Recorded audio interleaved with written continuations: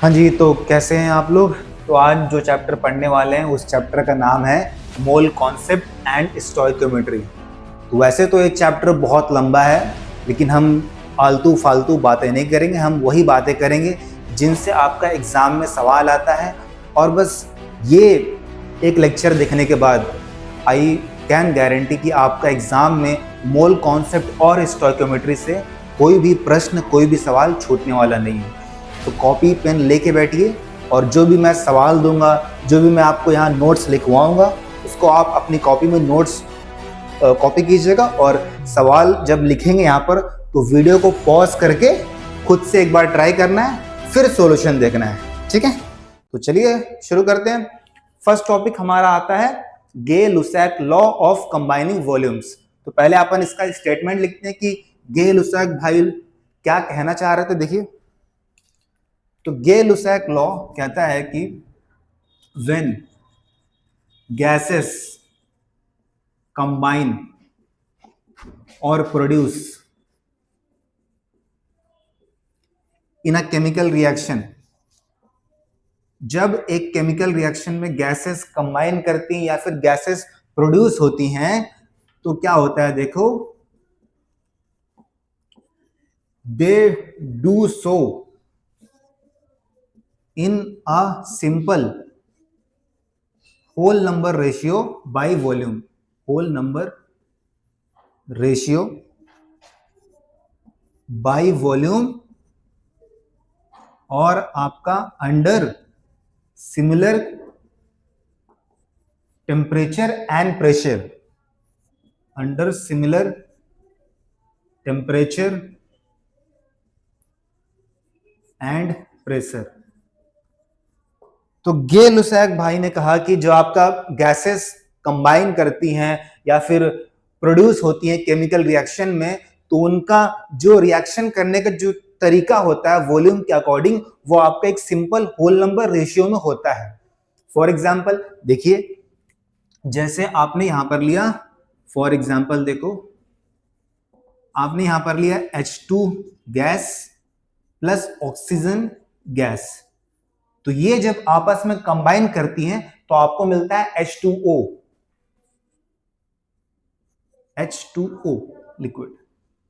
देखिए, तो फिर आप इसको जब बैलेंस करते हो, देखो जब बैलेंस कर लोगे तो यहाँ 2 आ जाएगा, यहाँ पर 2 आ जाएगा। देखो, तो ये जो दो गैस हैं, ये मेरा 2:1 बाई वॉल्यूम के रेशियो में कंबाइन हो रही है। देखो, तो कभी भी आपका वाटर बनने के लिए इनका जो रेशियो रहेगा वो हमेशा 2:1 बाई वॉल्यूम रहेगा। यही बात गे-लुसैक भाई ने कही थी। और एक बात आप नोट डाउन कर लेना कि ये जो गे-लुसैक लॉ था, ये आपका खाली only, it is only applicable for gases. Only applicable for gases. तो बहुत लोग समझते हैं कि ये जो लॉ है ये आपका लिक्विड्स और सॉलिड्स पे भी एप्लीकेबल है, बट ये बिल्कुल भी फॉल्स स्टेटमेंट है। जो ये लॉ है, it is only applicable for gases, only for gases.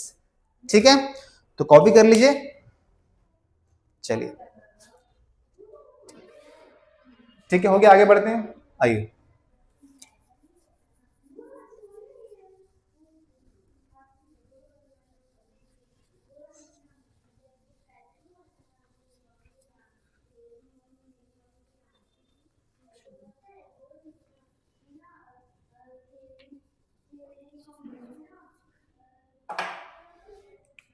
चलिए, नेक्स्ट जो हमारा लॉ आता है वो आपका है Avogadro law.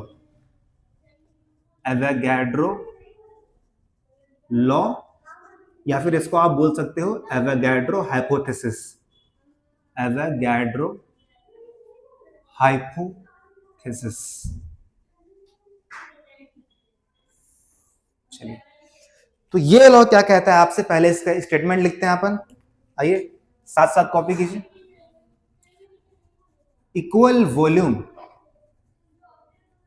Equal volume of all gases, equal volume of all gases contain equal number of molecules under similar temperature and pressure.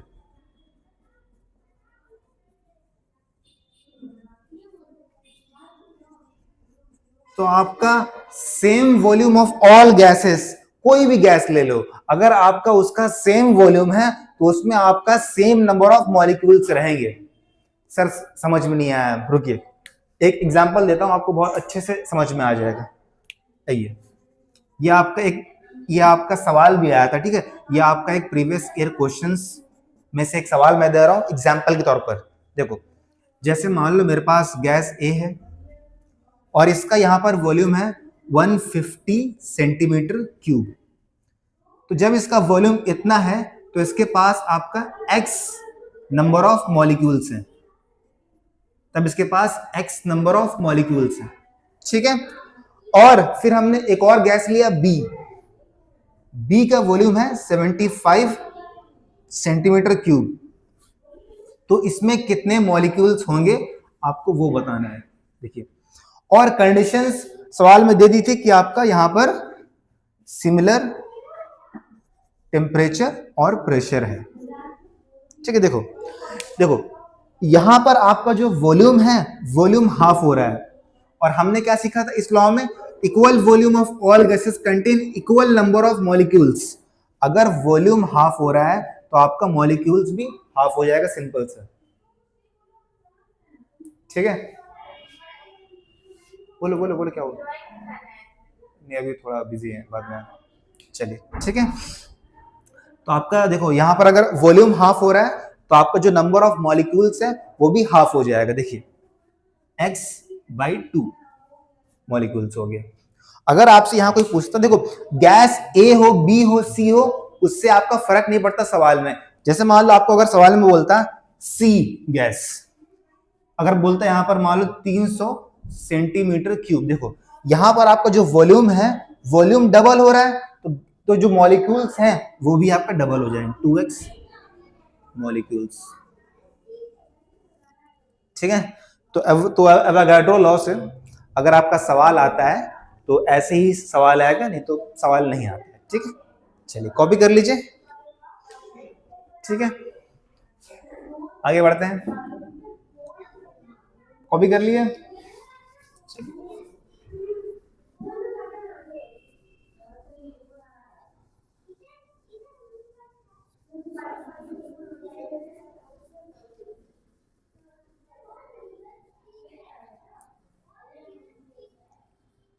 ठीक है।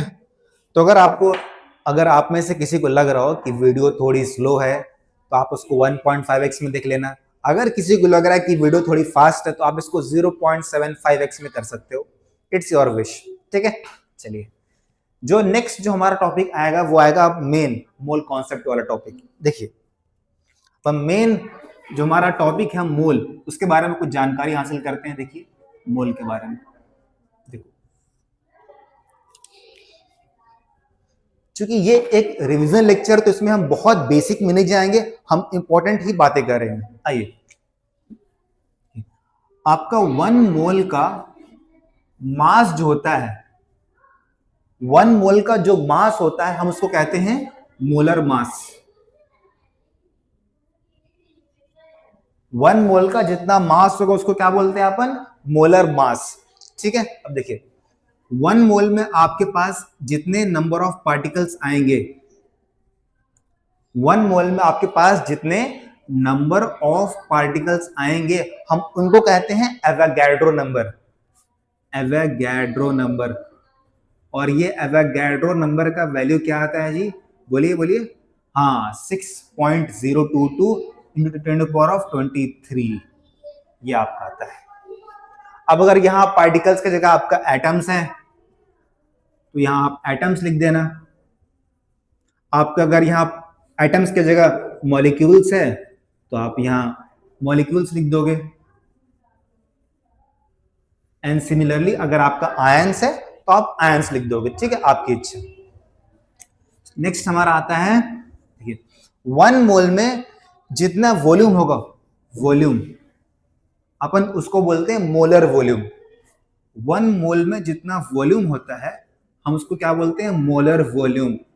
और ये हम देखते हैं एट एसटीपी, ठीक है। और इस मोलर वॉल्यूम का वैल्यू कितना आता है? हाँ, 22.4 लीटर, ठीक है जी। तो ये 3 बात आपको याद रखनी है। और एक बात सुन लो, बहुत बार लोग ना कंफ्यूज हो जाते हैं। देखो, अगर आपका 1 मोल एटम के बारे में बात करें ना, तो हम मोलर मास को एटॉमिक मास भी कह सकते हैं, ठीक है। अगर आपका 1 मोल मॉलिक्यूल के बारे में बात करें, तो यहां हम ये मोलर मास को ही मॉलिक्यूलर मास भी कह सकते हैं, ठीक है। अगर आपका 1 मोल, मान लीजिए आपके पास कोई आयनिक कंपाउंड है, अगर आपका 1 मोल कोई आयनिक कंपाउंड ले रहा है, तो 1 mole of any ionic compound, जिसको हम मोलर मास बोलेंगे, हम इसमें फॉर आयनिक कंपाउंड हम लोग क्या बोल सकते हैं? हम लोग फॉर्मूला यूनिट मास भी बोल सकते हैं फॉर आयोनिक कंपाउंड, ठीक है। तो एटम के लिए हम लोग मोलर मास को एटॉमिक मास भी कहते हैं, फॉर मॉलिक्यूल मॉलिक्यूलर मास भी कहते हैं, and for ionic compound like आपका HCl हो गया, हम लोग उसको, इस मोलर मास को we also say as formula unit mass, ठीक है जी। चलिए, तो इतना कॉपी कीजिए, ये हमारी बेसिक जानकारी थी। चलिए, हो गया। तो मैं रब कर रहा हूं, अब देखिए। अब आपके पास मैं 3 फॉर्मूले देने वाला हूं, जिनसे आप मोल कॉन्सेप्ट के सवाल आसानी से सॉल्व कर सकते हो। चलिए, तो मोल को आप 3 तरीकों से फाइंड कर सकते हो। पहला आपके पास आता है, देखो, जब आपको सवाल में मास दिया है, तो कौन सा फॉर्मूला यूज कर, देखो, मोल को हम लिखते हैं छोटा n से, स्मॉल n। तो mole equal to given mass, जितना आपका मास दिया रहेगा, given mass by molar mass. अब यहां अगर एटम के बारे में है तो आप एटॉमिक मास लिख देना, मॉलिक्यूल के बारे में है तो मॉलिक्यूलर मास लिख देना, कोई आयनिक कंपाउंड है तो वहां पर आप फॉर्मूला यूनिट मास लिख देना, ठीक है जी। आइए, अगर आपका मान लीजिए सवाल में आपको नंबर ऑफ पार्टिकल्स दिया, मतलब आपको नंबर ऑफ एटम्स दिया है, नंबर ऑफ मॉलिक्यूल्स दिया है, या फिर आपको नंबर ऑफ आयंस दिया है, तो वहां पर आप क्या लगाओगे? Mole equal to given number of particles by Avogadro number. Avogadro number का वैल्यू क्या होता है?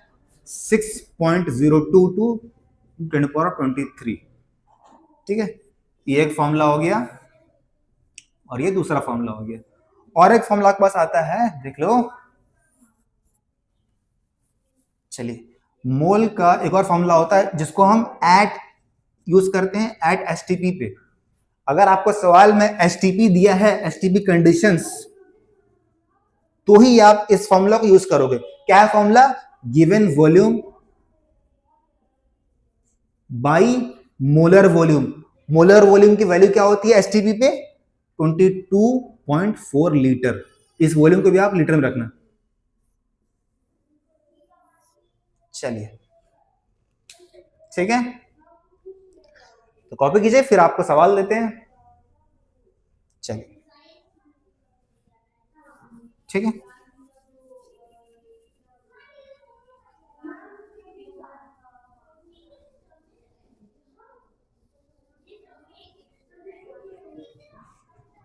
आइए देखिए, सवाल देते हैं।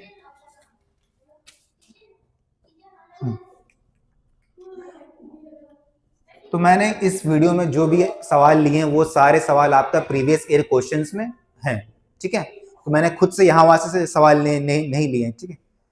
मैंने इस वीडियो में जो भी सवाल लिए हैं, वो सभी के सभी आपका प्रीवियस ईयर क्वेश्चंस में शामिल है। चलिए, तो सवाल देते हैं। फाइंड करना है आपको, find the number of moles in 12 gram of oxygen gas. चलिए, ट्राई कीजिए, ट्राई करो, खाली देखना नहीं है मूवी की तरह, ठीक है, लेक्चर है तो लेक्चर को सॉल्व भी करना होता है। चलिए चलिए हाथ पर चलाइए, मतलब पैर नहीं, खाली हाथ चलाइएगा, पैर क्यों चलाएंगे। सॉल्व करिए। देखिए यहां पर आपको ऑक्सीजन गैस दिया है। देखिए कभी भी अगर आपको जो गैस दिया है ना गैस, वो हमेशा O2 फॉर्म में रहेगा। अगर आपको खाली बोलता है ऑक्सीजन एटम, तो उसमें आप यूज करना खाली O, ऐसे। देखिए ठीक है, यहां पर आपका मास दिया है, तो कौन सा फॉर्मूला हम यूज करेंगे, गिवन मास बाई मोलर मास। देखिए 12 ग्राम, एक ऑक्सीजन का मास होता है 16, तो दो का हो जाएगा 32, 32 ग्राम। देखिए 12/32, इसकी वैल्यू कितने आ जाएगी देख लीजिए, 4 से 12 8। ये तो ये काफी सिंपल हो गया, आप 0.3 समथिंग कुछ आएगा, ठीक है। आप लोग अब इसको सॉल्व कर लेना खुद से, ठीक है, 0.3 समथिंग आएगा, सॉल्व कर लेना।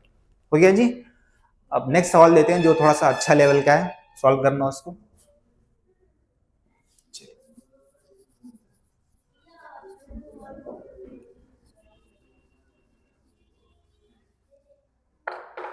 जो नेक्स्ट जो क्वेश्चन है वो आपका मल्टीपल करेक्ट सवाल है, उसमें एक से ज्यादा ऑप्शन सही होंगे।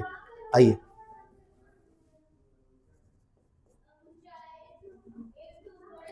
Which of the following will occupy 22.4 litre at STP। आपके पास ऑप्शंस हैं 32 gram of oxygen gas, second option है 2 moles of hydrogen gas, third option है 6.022 इन 10⁻23 मॉलिक्यूल्स ऑफ अमोनिया। चलिए सॉल्व करिए,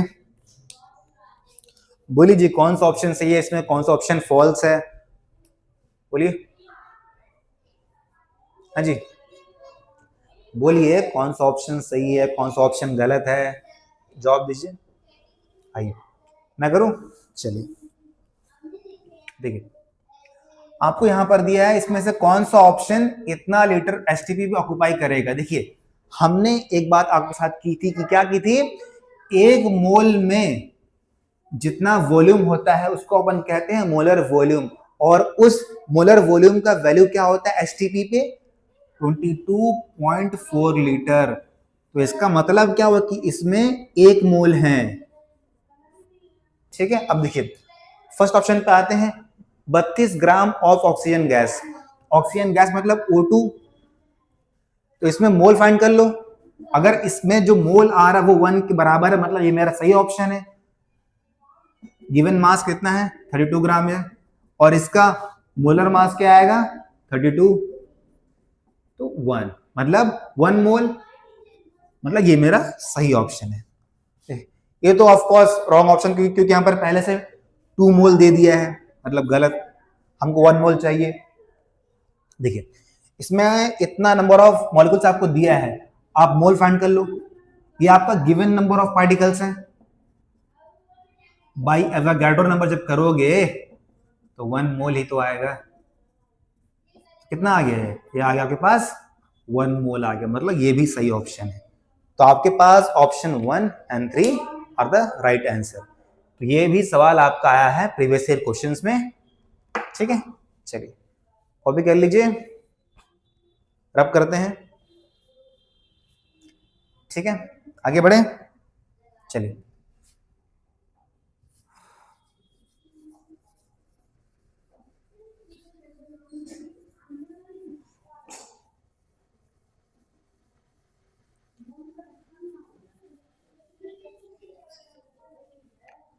अब हम कुछ बात करने वाले हैं स्टोइकियोमेट्री के बारे में।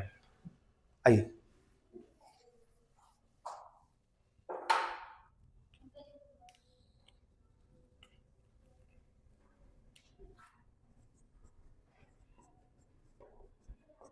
स्टोइक्योमेट्री। देखिए इस टॉपिक से ना आपका मेनली दो टाइप के ही सवाल आते हैं। जब आपका क्वेश्चंस में दिया रहता है volume, when volume is given,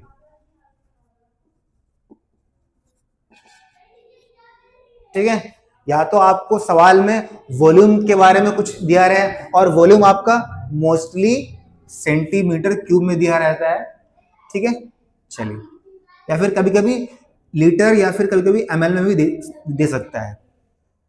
मतलब अगर आपका सिंपल सी बात करें, दो केस आएंगे इसमें, एक एक आपका सवाल में वॉल्यूम दिया रहेगा और एक केस में आपका मास दिया रहेगा, व्हेन मास इज गिवन, और मास आपका जनरली ग्राम में दिया रहता है, ठीक है।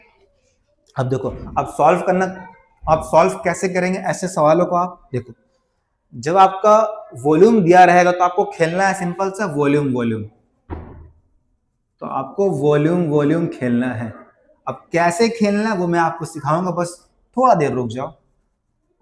देखिए, अगर आपको सवाल में मास दिया है तो उसमें क्या करोगे आप? उसमें सिंपल से खेलोगे मोल मोल।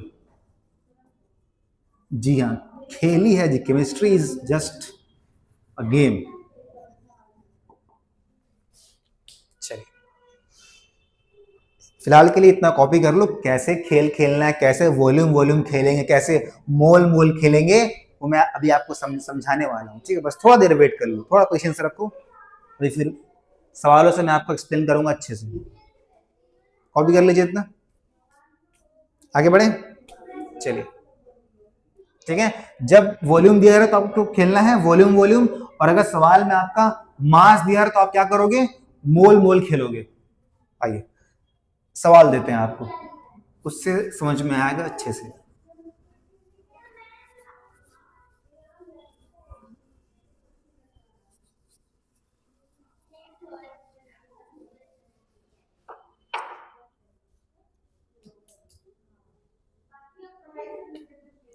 चलिए, तो सवाल कुछ ऐसा है आपका, if 80 milliliter of ethane, if 80 ml of ethane is burnt, तो वैल्यू गलती ना हो जाए इसलिए मैं सवाल लिख कर लाया हूं आप लोगों के लिए, क्योंकि वैल्यू हल्का से यहाँ होने से पूरा जो आंसर आता है काफी अजीब सा आंसर आता है, इसलिए if 80 ml of ethane is burnt in 300 ml of oxygen, then find the amount of CO2 produced and also the unused oxygen। चलिए, और इस क्वेश्चन का जो केमिकल रिएक्शन है वो ऐसे है, देख लो, इथेन को हम लोग यहाँ बर्न कर रहे हैं, मतलब ये इथेन का एक कंबशन रिएक्शन है। तो कोई भी हाइड्रोकार्बन जब उसको जलाते हैं ऑक्सीजन से तो क्या मिलता है? CO2 और H2O मिलता है, CO2 और H2O मिल जाएगा। बस फिर इक्वेशन को बैलेंस कर दो।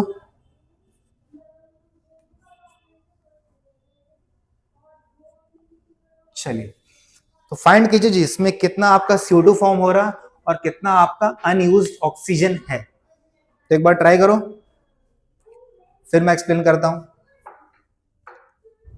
हो गया? देखिए, तो इस सवाल में आपका ये आपका स्टोइकियोमेट्री वाला सवाल है, ठीक है, और इसमें आपका वॉल्यूम दिया है। देखो मैंने क्या कहा था, जब आपका सवाल में वॉल्यूम दिया है तो आप क्या करोगे? आप वहां वॉल्यूम वॉल्यूम खेलोगे। अब कैसे खेलना है सुनिए, देखिए, तो ये जो केमिकल इक्वेशन है, इससे आप ये कह सकते हो कि आपका 2 volume of C2H6 requires 7 volume of O2 oxygen gas to give 4 volume of CO2 gas. मतलब ये सिंपल और कुछ नहीं बल्कि गे लुसैक लॉ ही है। हम यहां पर हम यहां पर गे लुसैक लॉ का ही यूज कर रहे हैं। देखो यहां पर जो है ना, यहां पर आपका होल नंबर रेशियो है, ठीक है। देखो तो जो भी स्टोइकियोमेट्रिक कोफिशिएंट रहेगा उसको हम मान लेंगे वॉल्यूम। तो 2 volume of ethane requires 7 volume of oxygen gas to give 4 volume of CO2 gas. ठीक है जी। अब देखिए, अब देखिए देखिए देखिए, पहला सवाल जो आपसे पूछा है वो पूछा है कितना CO2 फॉर्म होगा। देखो हम जानते हैं मेरा 2 volume of C2H6 will give 4 volume of CO2। तो एक वॉल्यूम कितना देगा? 2 वॉल्यूम देगा। Simple unitary method. अगर 1 2 देगा तो आपका 80 कितना देगा? 80 ml C2H6 इसका डबल दे देगा, 160 ml CO2 आपका प्रोड्यूस होगा। यह आपका आ गया फर्स्ट का answer. 160 ml of CO2 is produced. Simple unitary method यहां पर यूज किए हैं। 2 वॉल्यूम इथेन 4 दिया, 1 2 दिया, 80 आपका 160 देगा। ठीक है। नेक्स्ट क्या पूछा है कि आपका कितना अनयूज्ड ऑक्सीजन है। देखो इसमें बहुत सारे बच्चे फंसते हैं इसमें अनयूज्ड ऑक्सीजन में। देखो आपका 2 वॉल्यूम इथेन को 7 वॉल्यूम ऑक्सीजन की आवश्यकता है। 7 वॉल्यूम ऑक्सीजन की आवश्यकता है, ठीक है। तो 1 वॉल्यूम इथेन को 7/2 वॉल्यूम की आवश्यकता है, ठीक है। अब देखो 1 को इतना है तो 80 को कितना होगा? 80 ml इथेन। अरे सिंपल यूनिटरी मेथड लगाने का यार। 2 को इतना चाहिए, 1 को इतना, 80 को मल्टीप्लाई कर दो, 7/2 इंटू 80 कर दो।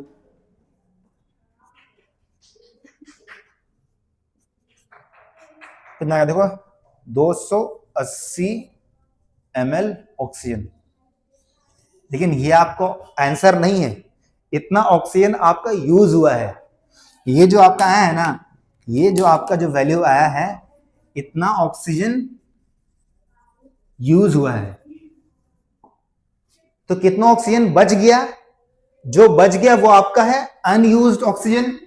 आपने इसमें शुरुआत में लिया था 300 ml, 280 ml यूज हो गया, तो कितना बचा? 20। तो 300 माइनस 280 इक्वल टू 20 ml जो है ये आपका है अनयूज्ड ऑक्सीजन, और यही आपका है सेकंड का आंसर। समझ में आया जी? तो ऐसे सवाल में जब आपको वॉल्यूम से दिया रहे क्वेश्चन तो आपको क्या क्या खेलना है? आपको खेलना है वॉल्यूम वॉल्यूम खेलना है। सिंपल स्टोइकोमेट्रिक कोएफिशिएंट से सॉल्व करो, फिर एक और सवाल देंगे ताकि, और उस सवाल को आप खुद सॉल्व करोगे, ठीक है। चलिए कॉपी कीजिए। यहां भी आपको सवाल में क्या दिया है? If 240 centimetre cube of NH3 यानी ammonia is burned in 300 centimetre cube of oxygen,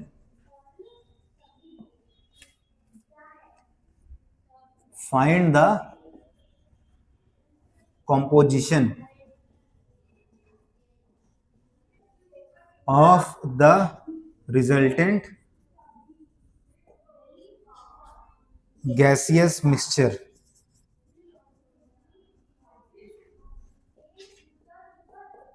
तो आपको इस सवाल में फाइंड करना है।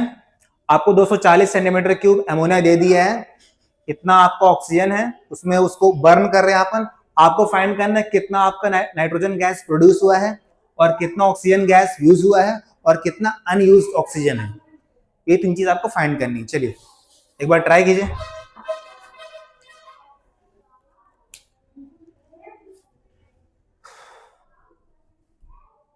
ट्राई करो ट्राई करो।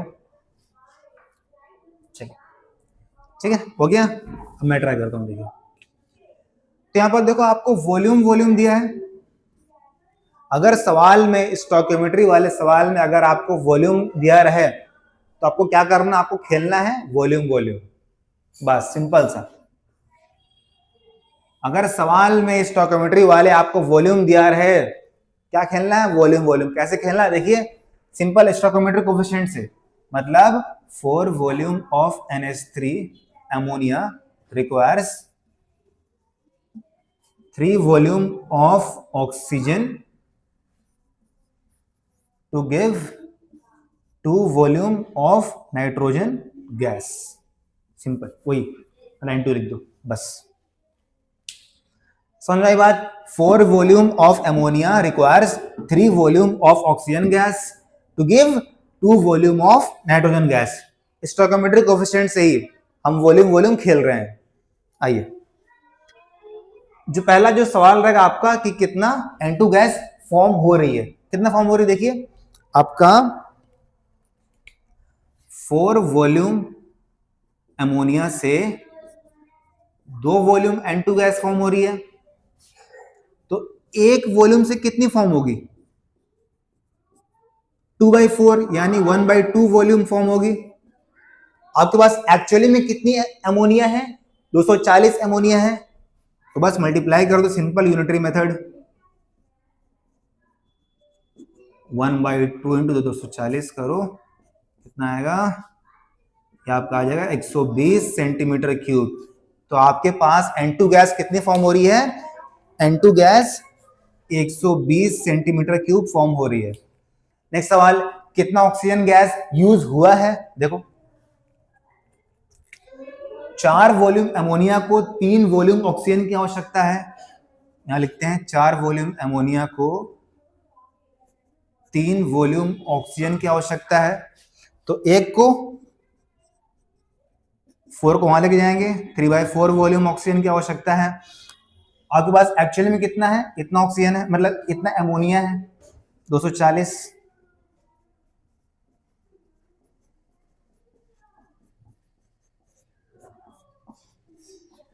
तो ये आ गया 180 सेंटीमीटर क्यूब ऑक्सीजन जो है आपका यूज हुआ है। समझ में आई बात, सही है, सही है, सही, हाँ सही। तो आपका इतना ऑक्सीजन जो है यूज्ड हुआ है। अगर इतना ऑक्सीजन यूज हुआ है तो कितना अनयूज्ड ऑक्सीजन है, उसको हम लोग क्या करेंगे, कैसे फाइंड करेंगे, 300 जो आपके एक्चुअली में दिया हुआ है 300 से उसको इसको माइनस कर देंगे।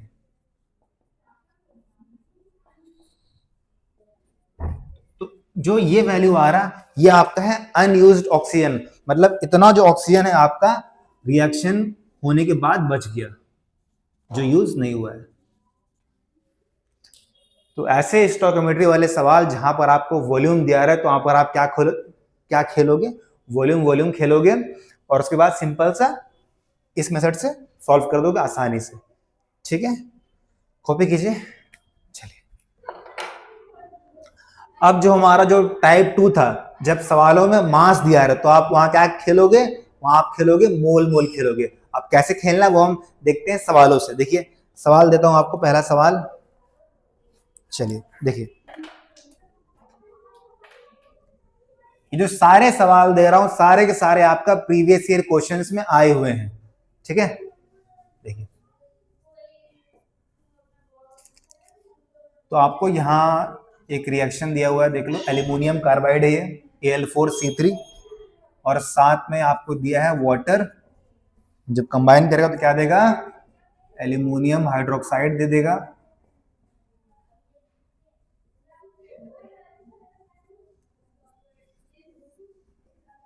चलिए, आपसे पूछा फर्स्ट सवाल,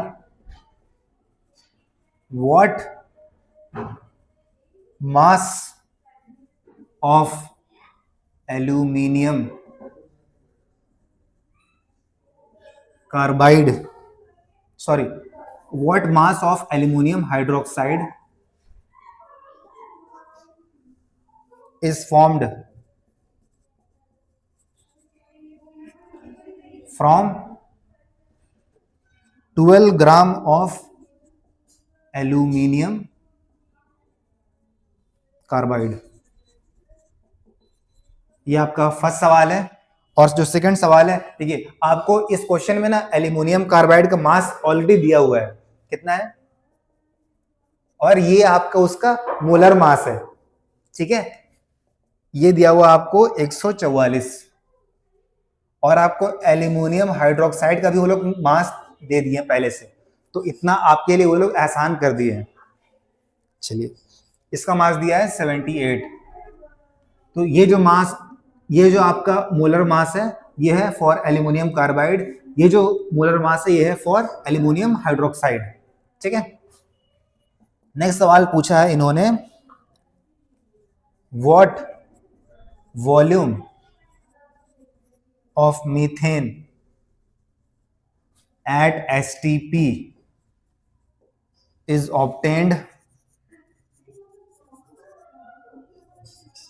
from 12 gram of aluminium carbide.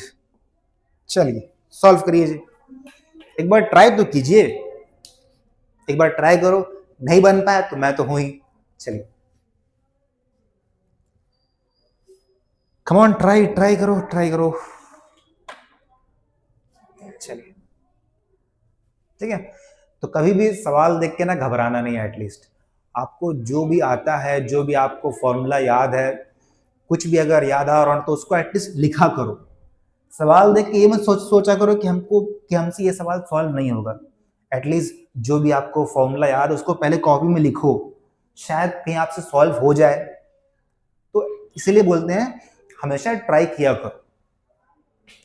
देखते हैं, तो ये आपको एक केमिकल इक्वेशन दी हुई है एल्यूमिनियम कार्बाइड की वाटर के साथ रिएक्ट होने पे। हाँ देखिए, तो चूंकि यहां आपको ये स्टोइकियोमेट्री वाला सवाल है और आपको यहां मास के बारे में दे दिया है, मैंने क्या सिखाया था, अगर मास दिया रहे और स्टोइकियोमेट्री वाला सवाल रहे तो आप वहां क्या खेलोगे, आप वहां खेलते हो मोल मोल। कैसे खेलना मैं सिखाऊंगा, कोई बात नहीं। देखिए आपका यहां पर देखो, फ्रॉम स्टोइकियोमेट्री कोएफिशिएंट से ही खेलोगे आप। 1 mole of aluminium carbide requires 12 mole of water to give 4 mole of aluminum hydroxide and 3 mole of methane. ठीक है जी, तो ऐसे ही खेलना है आपको, फ्रॉम स्टोइकियोमेट्रिक कोएफिशिएंट से खेलना है। इसमें देखो 1 मोल ऑफ एल्यूमिनियम कार्बाइड, यहां 1 है ना, 1 mole of aluminium carbide requires 12 mole of water, यहां 4 तो to give 4 mole of aluminium hydroxide and 3 moles of methane. अब देखिए, जो पहला सवाल पूछा है कि कितना मास एल्यूमिनियम हाइड्रोक्साइड फॉर्म हो, देखो कुछ भी पूछा रहे, कुछ भी पूछा रहे, मास ही पूछता है जनरली, तो आप उसमें क्या करोगे, पहले इसका आप मोल निकालोगे, इसका आप पहले मोल निकालोगे एल्यूमिनियम हाइड्रोक्साइड का। और वो मोल कैसे फाइंड करोगे, इसकी हेल्प से। देखो अभी 1 मोल एल्यूमिनियम कार्बाइड 4 मोल दे रहा है, 4 मोल एल्यूमिनियम हाइड्रोक्साइड। अब देखो, देखो जी, आपके पास सवाल में बोला है 12 ग्राम ऑफ एल्यूमिनियम कार्बाइड बोल दिया है जी। अब देखिए, हम इसका पहले मोल फाइंड कर सकते हैं। हाँ, मोल क्या होता है, mole equal to given mass by its molar mass, और इसका मोलर मास यहां दिया हुआ है 144। देखो गिवन मास 12, मोलर मास 144, तो 1/12 आ गया। ठीक है, सिंपल है जी। आइए देखिए, तो 1 मोल अगर 4 मोल देगा तो 1/12 मोल of aluminium carbide, simple multiply कर दो, सिंपल यूनिटरी मेथड मेरे भाई।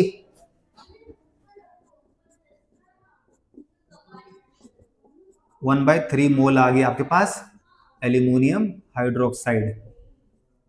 ठीक है, अब देखिए आपको एल्यूमिनियम हाइड्रोक्साइड का मोल निकल गया, आपको इसका मास निकालना है। मैंने फॉर्मूला आपको पहले ही बता चुका है। देखिए मोल इक्वल टू क्या होता है, गिवन मास बाई मोलर मास। तो आपको यहां पर मोल मालूम है 1/3 मोल है, मास आपको नहीं मालूम इसका मोलर मास एल्यूमिनियम हाइड्रोक्साइड का 78 है। तो बस इसको वहां लेके जाओ, मास इक्वल टू 78/3, 3 6 18, तो 26 ग्राम जो है मास आ गया आपका एल्यूमिनियम हाइड्रोक्साइड का। ठीक है जी, चलिए तो ये हमने सॉल्व कर लिया फर्स्ट सवाल। अब सेकंड सवाल सॉल्व करते हैं, कॉपी कर लो फिर मैं इसको रब करूँ, ठीक है, मेरे को थोड़ा सा स्पेस चाहिए होगा, सो आई विल रब दिस। चलिए कॉपी कर लिए, रब कर रहे हैं, आइए।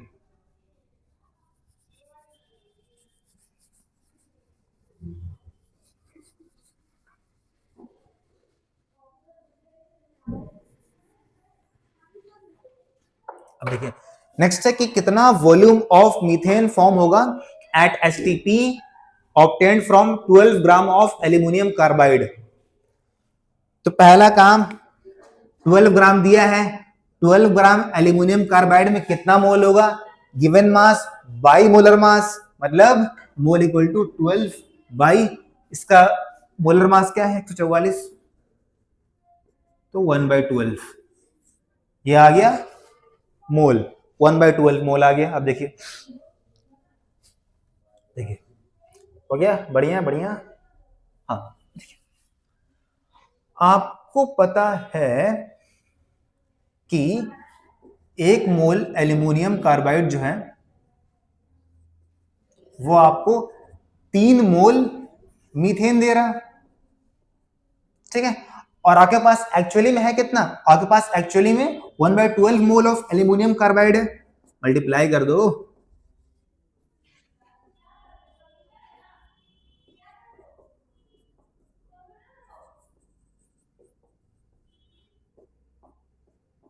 तो 1/4 मोल ऑफ मीथेन आ गया।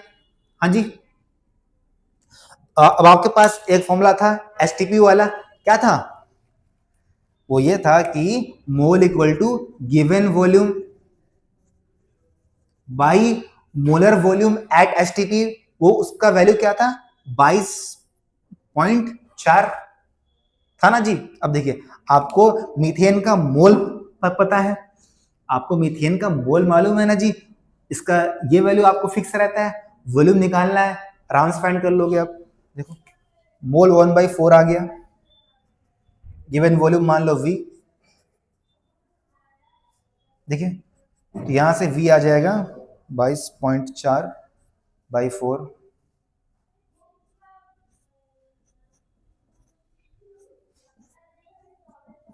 तो ये आएगा 5.6 कौन सा लीटर्स।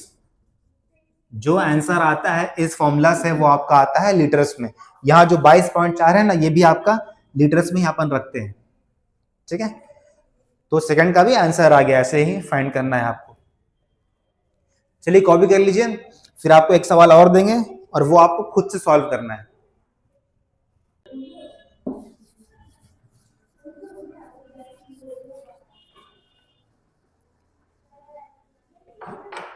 चलिए नेक्स्ट सवाल जो आपको मैं दे रहा हूं वो ये है कि देखिए आपको यहां पर अमोनियम क्रोमेट का रिएक्शन दिया हुआ है, देख लो, इसको अपन लिए हैं और इसको अपन हीट कर दिए हैं, तो इसको हीट करने से क्या हो गया, इसमें से नाइट्रोजन गैस निकली और आपके पास वाटर निकला और साथ में Cr2O3 क्रोमेट निकल गया। चलिए बढ़िया, यहाँ 4 वैल्यू सही है, सही सही। चलिए आपके पास सवाल में दिया है हाइड्रोजन का मास 1 है, नाइट्रोजन का, ये सब मास नहीं, ये सब आपका है मोलर मास, इसका है 14 और Cr का दिया हुआ है 52, ऑक्सीजन का दिया हुआ है 16। ठीक है, H का 1, N का 14, Cr का आपका Cr का है 52, ऑक्सीजन का है 16। चलिए सवाल पूछा है आपसे, the quantity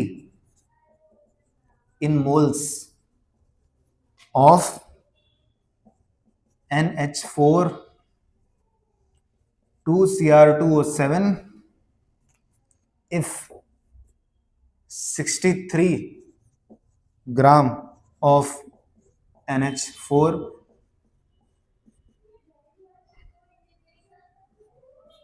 2Cr2O7 is heated। तो ये आपका फर्स्ट सवाल, सॉल्व कीजिए इसको। मैं लिखता हूं सेकंड सवाल भी, the quantity in moles of nitrogen formed.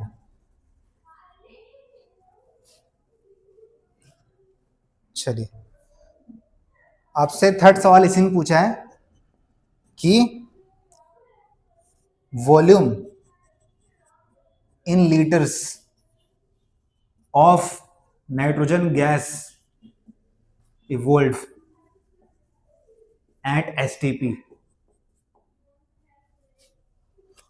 और लास्ट सवाल एक और पूछा है आपसे,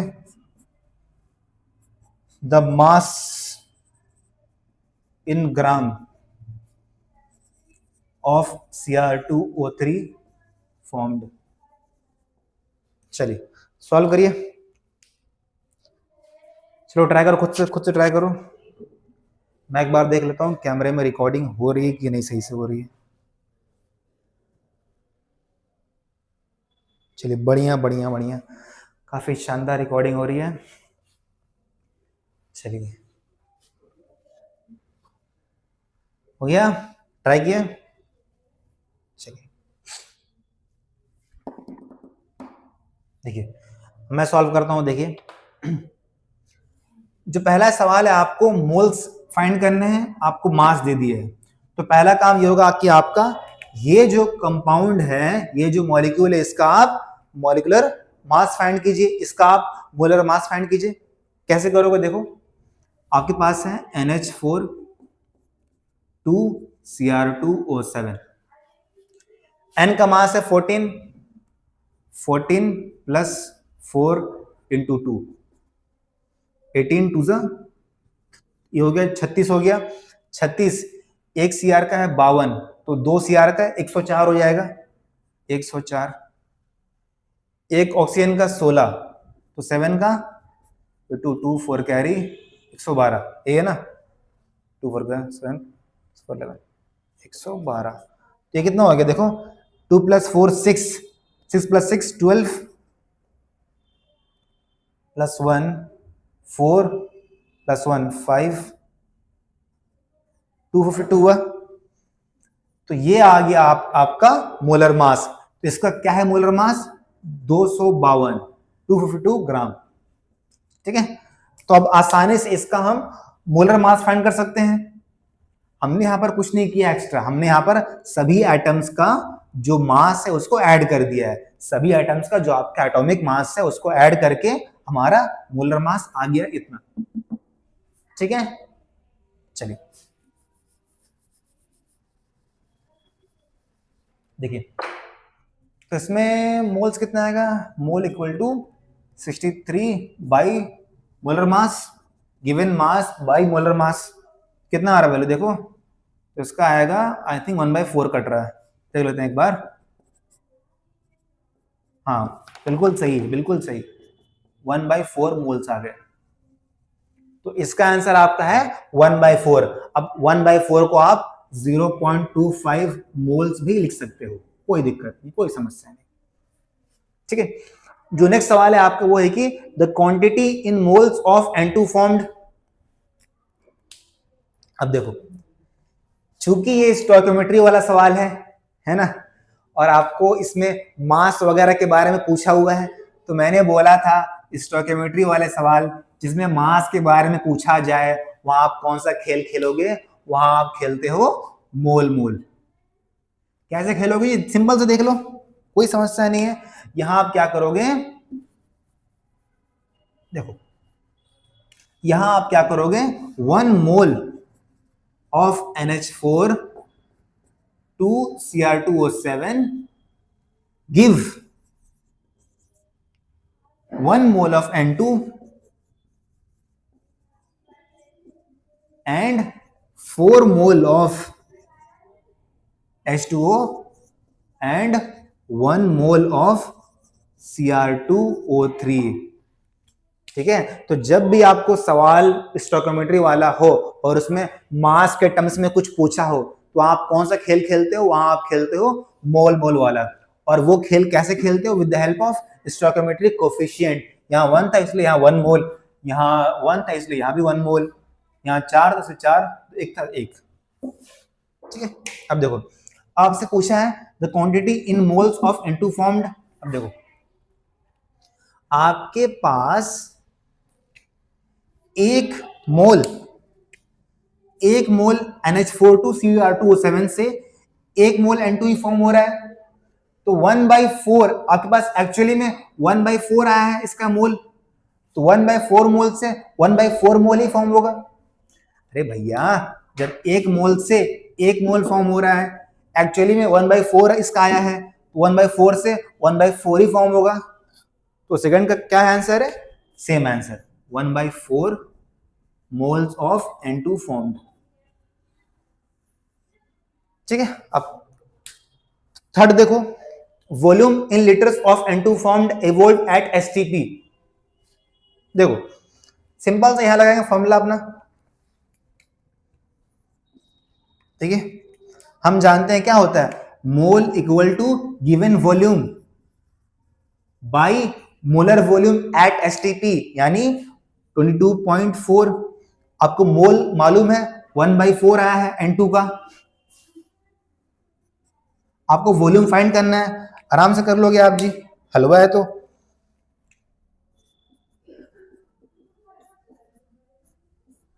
यह आ जाएगा 5.6 litres.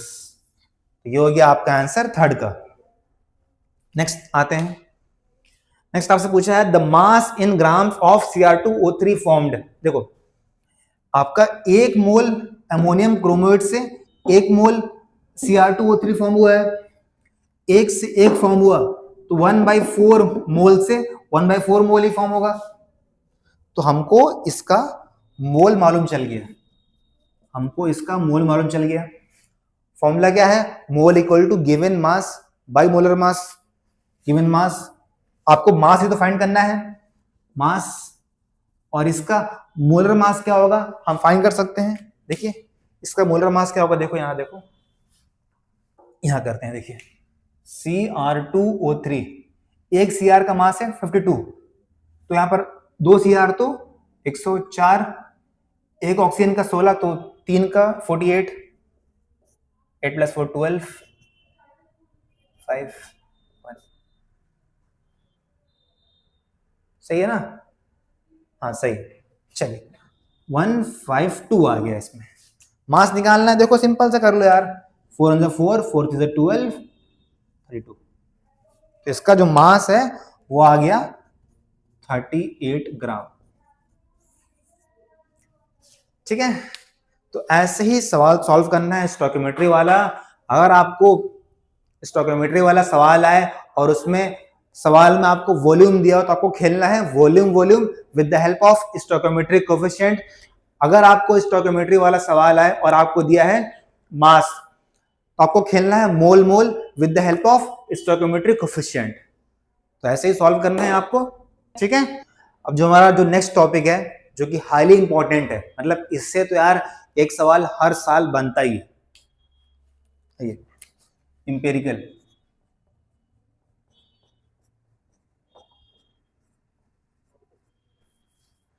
Formula and molecular formula.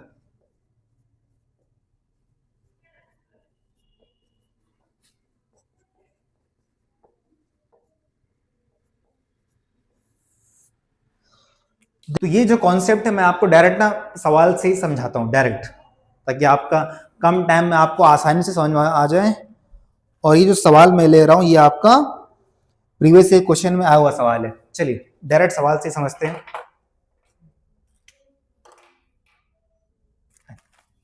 सवाल कॉपी कीजिए। सवाल आपका दिया हुआ था an organic compound X, an organic compound X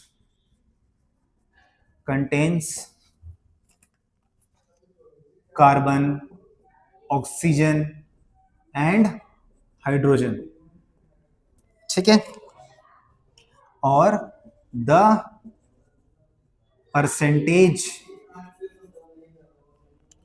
of carbon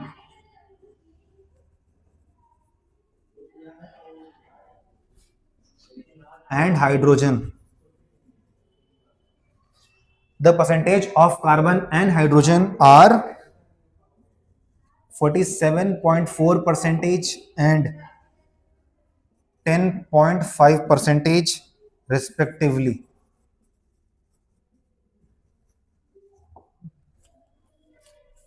ठीक है।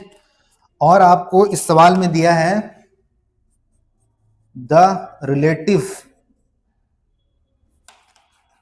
चलिए आपको सवाल में दिया है वेपर डेंसिटी दिया है, हाँ आपको सवाल में वेपर डेंसिटी दिया है, वो गिवन है वो गिवन है आपके पास वो गिवन है 38। चलिए find the empirical and molecular formula. तो एक सवाल से आपको सारे कॉन्सेप्ट अपन समझा देंगे, टेंशन नहीं लीजिए। चलिए अगर कोई है जो ट्राई करना चाहता है तो ट्राई कर सकता है वीडियो को पॉज करके। तो वीडियो को पॉज कीजिए और एक बार ट्राई कर लो यार, ट्राई करने में क्या है, रॉन्ग सही क्या फर्क पड़ता है, एटलीस्ट ट्राई तो करो एक बार। चलो हो गया, ट्राई कर लिया, देखिए। हाँ सबसे पहली बात जो एक जानकारी आपको होनी चाहिए वो ये है वेपर डेंसिटी के बारे में जानकारी। देखो कहाँ लिखूं मैं, कहाँ लिखूं इसको, यहां लिखता हूं, चलिए आइए यहां लिखता हूं। वेपर डेंसिटी जो होता है ना जी, सिंपल सा ये होता है मॉलिक्यूलर मास, मॉलिक्यूलर जगह नहीं हो पा रहा, थोड़ा यहां पर लिखते हैं, आइए।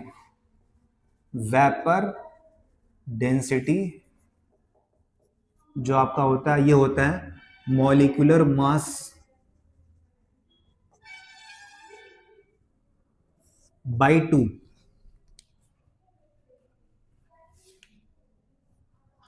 इसको हमेशा याद रखिएगा। वेपर डेंसिटी क्या होता है जी, मॉलिक्यूलर मास डिवाइड बाई 2। ये 2 कहां से आता है, ये आपका जो 2 है ना, ये आपको और कुछ नहीं बल्कि मॉलिक्यूलर मास ऑफ H2 होता है, पर उतना आपको याद नहीं रखना है। Just remember this formula, vapour density equal to molecular mass by 2, vapour density equal to molecular mass by 2। याद हो गया, चलिए अच्छी बात है। अब देखो आपको सवाल में दिया, सबका परसेंटेज दिया है, कार्बन का दिया है,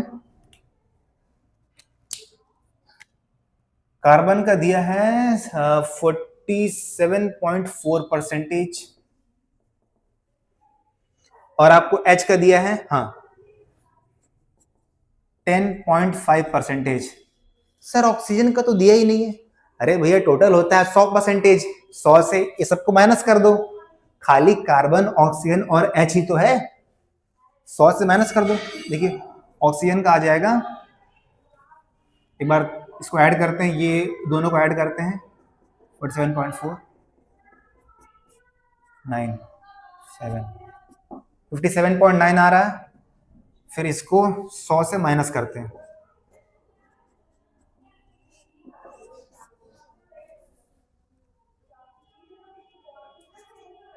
टेन माइनस 9 1, 9 माइनस 7 2, 9 माइनस 5 4, तो 42.1% आ गया।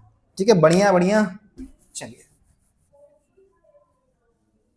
अब देखिए, सबसे पहला काम जो आपको करना वो है कि आपको assume this percentage as gram. तो ये जो आपको परसेंटेज दिया इन सबको आप ग्राम मान लीजिए, ठीक है। फिर टेबल बनाओ, टेबल बनाते हैं, आइए।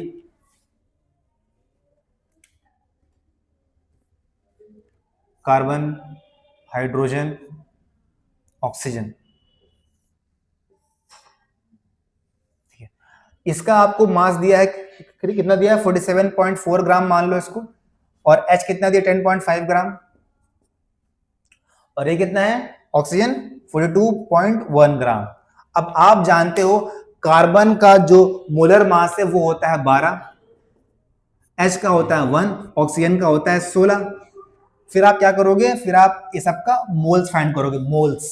मोल्स कैसे फाइंड करते हैं, given mass by molar mass.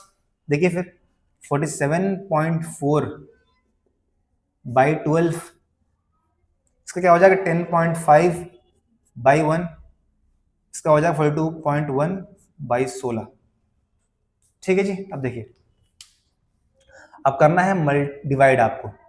तो डिवाइड का आंसर क्या होगा वो बहुत इंपॉर्टेंट है, देखो। चलिए मैं भी करता हूं, मेरे को भी नहीं पता क्या होगा इसका आंसर, देख लो एक बार। 12 47.4 बाई 12 करते हैं एक बार। 4 2 6 12, 2 4 2 3 6 7 14, 2 2 4 2 2 3 6 2 7 14 आ गया। 10 3 से होगा, देखो 3 2 6 हुआ, 3 7 21 पॉइंट 327, हाँ बढ़िया। फिर करो 7.9 बाई 2 आ रहा ना, इसको यहाँ भेजो एक बार। 2 3 6 हुआ, 1 9, 2 9 18.5, तो आपका आ गया 3.95 समथिंग। हाँ जी, क्या मैं सही हूँ, क्या मैं सही हूँ? चलिए आई थिंक मैं सही हूँ।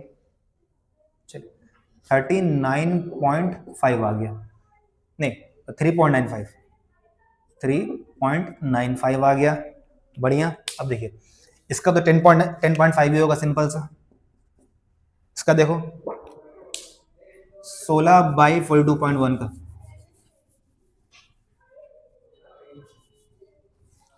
आ, 42.1 बाई 16,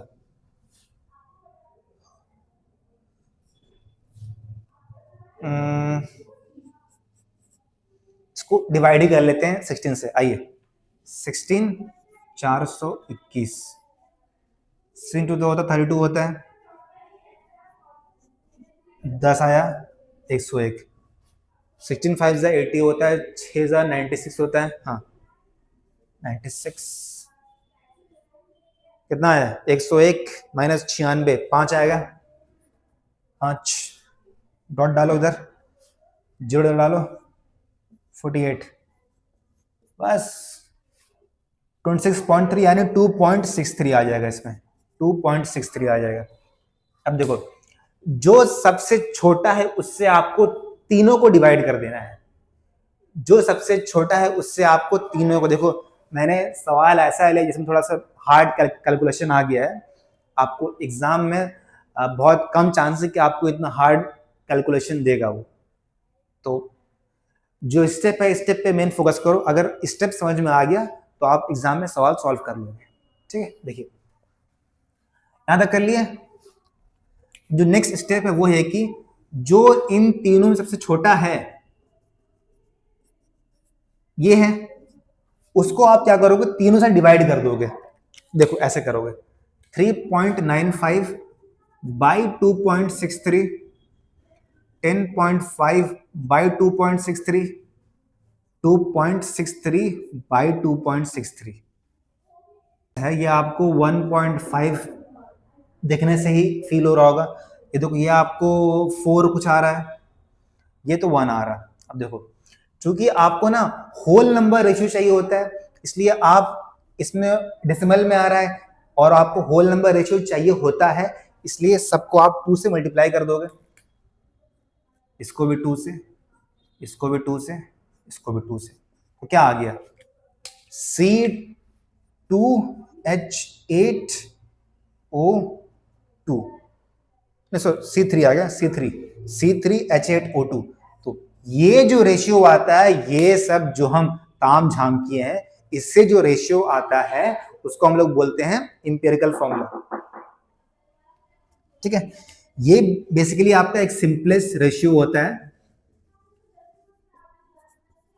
जो आपका आया है ना, ये 3:8:2, ये जो रेशियो होता है यही आपका होता है इंपेरिकल रेशियो, और इसको अपन जब इसमें यूज करते हैं तो ये मेरा बनता है इंपेरिकल फॉर्मूला। समझ में आया कैसे निकालते हैं इंपेरिकल फॉर्मूला? पहले क्या करोगे आप, पहले जो परसेंटेज दिया है उसको एज अ मास ट्रीट करोगे, उसके बाद उसका सारा मोल्स फाइंड कर दोगे, ठीक है, फिर जो सबसे छोटा नंबर आता है उससे सबको डिवाइड कर दोगे, फिर आप उसका सिंपलेस्ट रेशियो फाइंड कर लो, कुछ ऐसे। ठीक है, नॉर्मली ये डेसिमल में नहीं आता है, बट यहाँ पर आगे, यहाँ पर थोड़ा मैंने ऐसा सवाल ले लिया था ताकि बहुत ही हार्ड उसमें कैलकुलेशन था।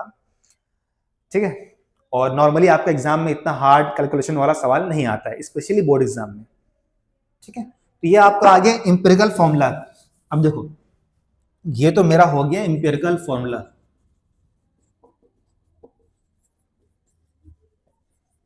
अब इसका जो मास निकलता है उसको अपन कहते हैं इंपेरिकल मास। इसका जो मास आता है उसको अपन बोलेंगे इंपेरिकल मास। अब इसका मास कैसे फाइंड करना है? सिंपल, देखो, एक सी का मास है 12, तो यहां पर 3C, 12 इंटू 3 हो गया, प्लस 1 इंटू 8 हो गया, प्लस 16 इंटू 2 हो गया, तो 36 प्लस 8 प्लस 32 कितना हो गया? 6 प्लस 8 प्लस 8 16 और 6 1 कैरी, 4 प्लस 3 7, 76 ग्राम आपका हो गया इंपेरिकल मास। तो ये जो आपका मास है ये आपका है इंपेरिकल मास। ठीक है जी, अब देखिए, अब आपके पास इंपेरिकल मास आ गया, फिर आपके पास आता है, चलिए मैं इसको थोड़ा सा रब कर रहा हूं, थोड़ा सा स्पेस चाहिए होगा मेरे को। देखिए,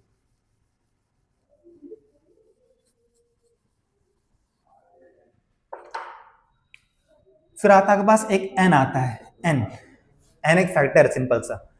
एन क्या होता है? एन आपका होता है molecular mass divided by empirical mass.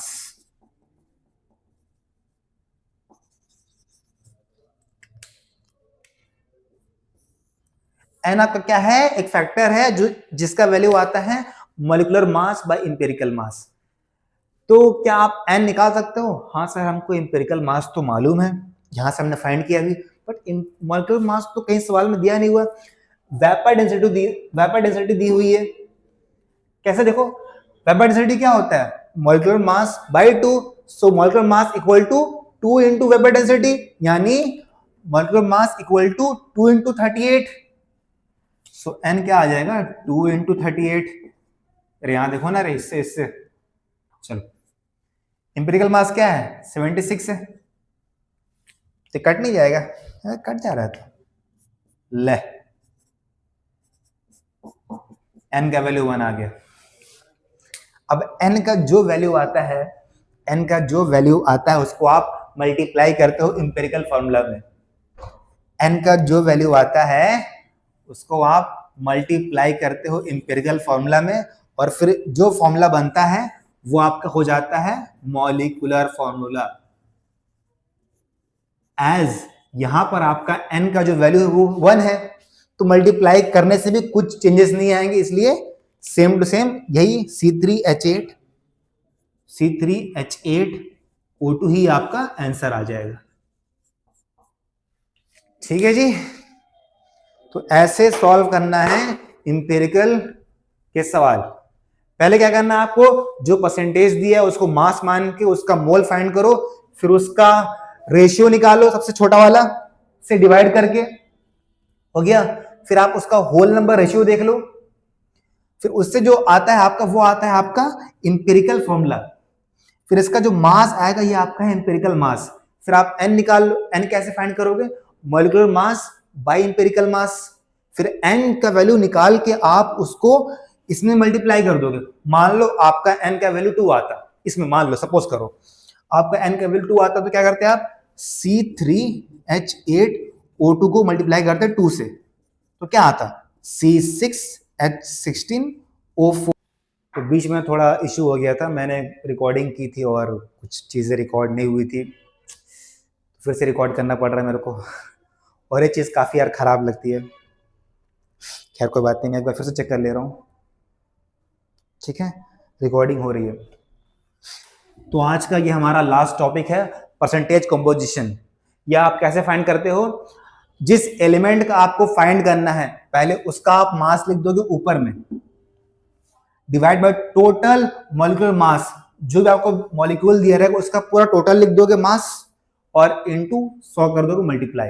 As आपको परसेंटेज निकालना है ना, तो 100 से मल्टीप्लाई करना ही पड़ेगा। इसलिए इसमें एक सवाल कर लो बस, काफी आसान आता है इसमें सवाल। देखिए, find percentage composition of fluorine in Na3AlF6। तो सॉल्व करो। सोडियम का मास है 23, एल्यूमिनियम का एटॉमिक मास होता है 27 और फ्लोरीन का होता है 19। चलिए, तो आपको इसमें फ्लोरीन का फाइंड करना है। हाँ बढ़िया, रिकॉर्डिंग हो रही है। तो फाइंड करना है फ्लोरीन का। तो देखो फ्लोरीन का मास, देखो जिसका फाइंड करना है उसका मास ऊपर में रखते हो आप। तो 19 एक का, बट यहाँ पर आपके पास 6 फ्लोरीन है तो 19 इंटू 6। अब देखो टोटल मॉलिक्यूलर मास, इस पूरे का टोटल मास कितना आएगा, एक Na का 23 है तो 23 इंटू 3 प्लस एक का 27 प्लस 19 इंटू 6। परसेंटेज निकालना है तो 100 से मल्टीप्लाई करना पड़ेगा। देखिए 96 से कितना होता है, 114 होता है, और इसको जब ऐड करोगे तो आपके पास आएगा 210। मल्टीप्लाई कर दो 100 से, फिर फाइंड कर लेना। इतना तो आप खुद से कर सकते हो ना यार। तो ठीक है, आज के इस लेक्चर में इतना ही। मिलते हैं किसी नेक्स्ट टॉपिक पे, तब तक के लिए अच्छे से पढ़ते रहो, मुस्कुराते रहो। चलो बाय बाय।